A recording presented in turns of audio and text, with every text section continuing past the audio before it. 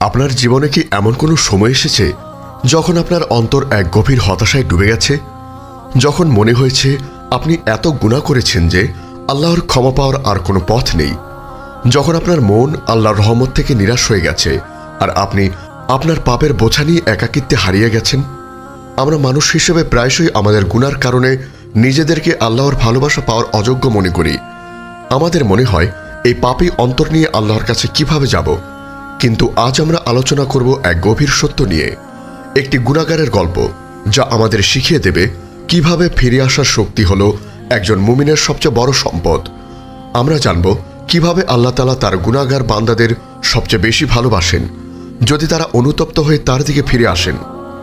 কোরআন, হাদিস এবং নবী রাসূল ও সাহাবায়ে কেরামের জীবন থেকে নেওয়া অমূল্য শিক্ষা নিয়ে আপনার ঈমানী জীবনকে সমৃদ্ধ করতে আমাদের ব্লগ থেকে পড়ুন অনুপ্রেরণামূলক প্রবন্ধ এবং শুনুন হৃদয় ছোঁয়া অডিও। এবং আপনার জীবনের প্রতিটি প্রশ্নের ইসলামিক সমাধান খুঁজে পেতে আজই ভিজিট করুন আমাদের ওয়েবসাইট www.ummahkonth.com। এটি কোনো কাল্পনিক গল্প নয়, এটি হয়তো আপনার, আমার বা আমাদের চারপাশের কোনো মানুষের গল্প। গল্পটি এক তরুণের, যার নাম ছিল আনাস। আনাসের জীবন ছিল গুনাহে ভরা। সে সালাতকে অবহেলা করত, পিতামাতার কথা মানত না, তার বন্ধুদের সাথে মিথ্যা বলত এবং তার সময়কে অন্যায় কাজে ব্যয় করত।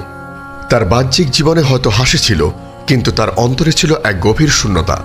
প্রতিটি গুনাহ তাকে আল্লাহর কাছ থেকে আরও দূরে ঠেলে দিত, আর তার অন্তর থেকে ঈমানের আলো যেন ধীরে ধীরে নিভে যাচ্ছিল।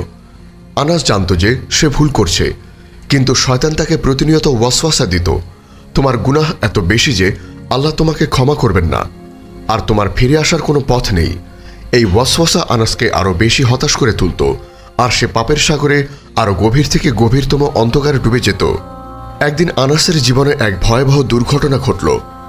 তার খুব কাছের একজন বন্ধু হঠাৎ করেই দুনিয়া থেকে চলে গেল। এই অপ্রত্যাশিত মৃত্যু আনাসের অন্তরকে প্রচণ্ডভাবে নাড়া দিল। সে বুঝতে পারল তার জীবন কতটা ক্ষণস্থায়ী এবং যে কোনো মুহূর্তে তারও মৃত্যু হতে পারে। তার বন্ধুকে দাফন করার পর সে একাকী ঘরে ফিরে এলো। তার চারপাশে সব কোলাহল যেন থেমে গেছে। সেই রাতে সেই গভীর একাকিত্ব অনুভব করল। তার অন্তরের শূন্যতা যেন তাকে গ্রাস করছিল। তার চোখ দিয়ে অজান্তেই অশ্রু ঝরছিল। সেই মুহূর্তে সে আল্লাহর কাছে তার অন্তরকে খুলে দিল, যা সে এতদিন ধরে বন্ধ করে রেখেছিল।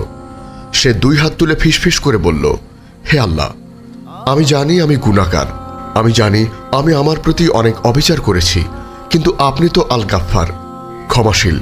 আমার কেউ নেই আপনি ছাড়া, আমাকে ক্ষমা করে দিন।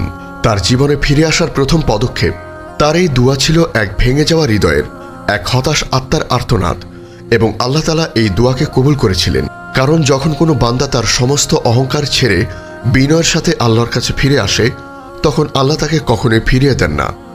আল্লাহ তাআলা পবিত্র কোরআনের সূরা আজ-জুমারের 53 নং আয়াতে বলেন, বলো হে আমার বান্দাগণ, যারা নিজেদের প্রতি জুলুম করেছ, তোমরা আল্লাহর রহমত থেকে নিরাশ হও না।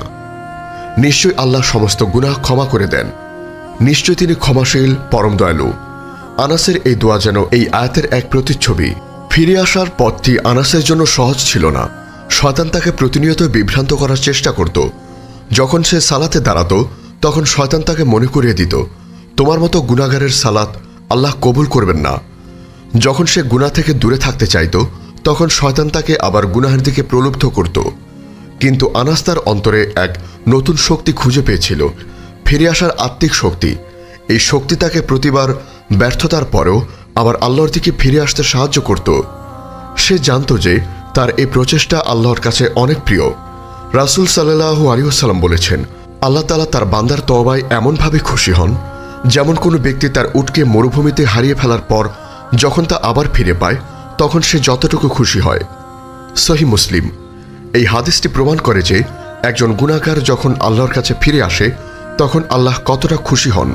আনাসের এই ফিরে আসার গল্পটি আমাদের সবাইকে একটি গুরুত্বপূর্ণ শিক্ষা দেয়। আমাদের জীবনে আমরা যত বড়ই গুনাহ করি না কেন, আল্লাহর রহমত তার চেয়ে অনেক বেশি। আমাদের পাপের বোঝা যতই ভারী হোক না কেন, আল্লাহর ক্ষমা তার চেয়ে অনেক বেশি। আমাদের হতাশ হওয়ার কোনো কারণ নেই, কারণ আল্লাহ তাআলা বলেছেন, আর আমার রহমত প্রতিটি বস্তুকে পরিব্যাপ্ত করে আছে।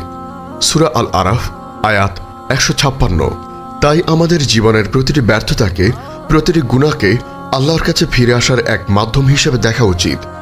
পরিশেষে যদি আপনি আজ কোনো দুঃখ, কষ্ট বা হতাশায় থাকেন, অথবা যদি আপনি মনে করেন আপনি অনেক গুনাহ করেছেন এবং আপনার জন্য ক্ষমা পাওয়ার কোনো পথ নেই, তবে আনাসের এই গল্পটি আপনার জন্য। আপনার অন্তরকে আল্লাহর দিকে ফিরিয়ে দিন। আপনার এই গুনাহকে আপনার জীবনের শেষ অধ্যায় মনে করবেন না, বরং এটি আল্লাহর কাছে ফিরে আসার এক মাধ্যম মনে করুন। কারণ আপনার এই ফিরে আসার প্রচেষ্টা আল্লাহর কাছে অনেক প্রিয় এবং এই ফিরে আসার শক্তি আপনার অন্তরকে প্রশান্তি দেবে। হে আল্লাহ, হে অন্তর পরিবর্তনকারী, আমাদের অন্তরকে আপনার দিনের উপর স্থির রাখুন। আমাদের সমস্ত গুনাহ আপনি ক্ষমা করে দিন। আমাদের এই দুনিয়ার কষ্টগুলোকে আমাদের জন্য জান্নাতের কারণ বানিয়ে দিন। আমাদেরকে আপনার ভালোবাসায় পূর্ণ করে দিন এবং আমাদেরকে আপনার কাছে ফিরে আসার তৌফিক দান করুন। আমিন। আমাদের এই মহৎ বার্তা ছড়িয়ে দিতে এবং ইসলামের আলোকে প্রতিটি হৃদয়ে পৌঁছে দিতে অনুগ্রহ করে চ্যানেলটি সাবস্ক্রাইব করুন এবং বেল আইকনটি প্রেস করুন। আমাদের ফেসবুক পেজ ফলো করে উম্মাহ কণ্ঠ পরিবারের একজন সদস্য হয়ে যান। আর আমাদের ইসলামিক ব্লগ ও রিসোর্স পেতে আজই ভিজিট করুন আমাদের ওয়েবসাইট www.ummahkontho.com। আপনার জীবনে কি এমন কোনো সময় এসেছে যখন আপনার অন্তর এক গভীর হতাশায় ডুবে গেছে? যখন মনে হয়েছে আপনি এত গুনাহ করেছেন যে আল্লাহর ক্ষমা পাওয়ার আর কোনো পথ নেই? যখন আপনার মন আল্লাহর রহমত থেকে নিরাশ হয়ে গেছে আর আপনি আপনার পাপের বোঝা নিয়ে একাকিত্বে হারিয়ে গেছেন? আমরা মানুষ হিসেবে প্রায়শই আমাদের গুনার কারণে নিজেদেরকে আল্লাহর ভালোবাসা পাওয়ার অযোগ্য মনে করি। আমাদের মনে হয় এই পাপী অন্তর নিয়ে আল্লাহর কাছে কিভাবে যাব। কিন্তু আজ আমরা আলোচনা করব এক গভীর সত্য নিয়ে, একটি গুনাহগারের গল্প, যা আমাদের শিখিয়ে দেবে কিভাবে ফিরে আসার শক্তি হলো একজন মুমিনের সবচেয়ে বড় সম্পদ। আমরা জানব কিভাবে আল্লাহ তাআলা তার গুনাহগার বান্দাদের সবচেয়ে বেশি ভালোবাসেন যদি তারা অনুতপ্ত হয়ে তার দিকে ফিরে আসেন। কোরআন, হাদিস এবং নবী রাসূল ও সাহাবায়ে কেরামের জীবন থেকে নেওয়া অমূল্য শিক্ষা নিয়ে আপনার ঈমানী জীবনকে সমৃদ্ধ করতে আমাদের ব্লগ থেকে পড়ুন অনুপ্রেরণামূলক প্রবন্ধ এবং শুনুন হৃদয় ছোঁয়া অডিও। এবং আপনার জীবনের প্রতিটি প্রশ্নের ইসলামিক সমাধান খুঁজে পেতে আজই ভিজিট করুন আমাদের ওয়েবসাইট www.ummahkontho.com। এটি কোনো কাল্পনিক গল্প নয়, এটি হয়তো আপনার, আমার বা আমাদের চারপাশের কোনো মানুষের গল্প। গল্পটি এক তরুণের, যার নাম ছিল আনাস। আনাসের জীবন ছিল গুনাহে ভরা। সে সালাতকে অবহেলা করত, পিতামাতার কথা মানত না, তার বন্ধুদের সাথে মিথ্যা বলত এবং তার সময়কে অন্যায় কাজে ব্যয় করত। তার বাহ্যিক জীবনে হয়তো হাসি ছিল, কিন্তু তার অন্তরে ছিল এক গভীর শূন্যতা। প্রতিটি গুনাহ তাকে আল্লাহর কাছ থেকে আরও দূরে ঠেলে দিত, আর তার অন্তর থেকে ঈমানের আলো যেন ধীরে ধীরে নিভে যাচ্ছিল। আনাস জানত যে সে ভুল করছে, কিন্তু শয়তান তাকে প্রতিনিয়ত ওয়াসওয়াসা দিত, তোমার গুনাহ এত বেশি যে আল্লাহ তোমাকে ক্ষমা করবেন না, আর তোমার ফিরে আসার কোনো পথ নেই। এই ওয়াসওয়াসা আনাসকে আরও বেশি হতাশ করে তুলত, আর সে পাপের সাগরে আরও গভীর থেকে গভীরতম অন্ধকারে ডুবে যেত।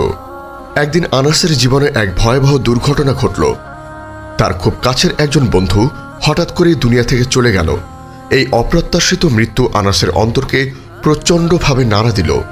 সে বুঝতে পারল তার জীবন কতটা ক্ষণস্থায়ী এবং যে কোনো মুহূর্তে তারও মৃত্যু হতে পারে।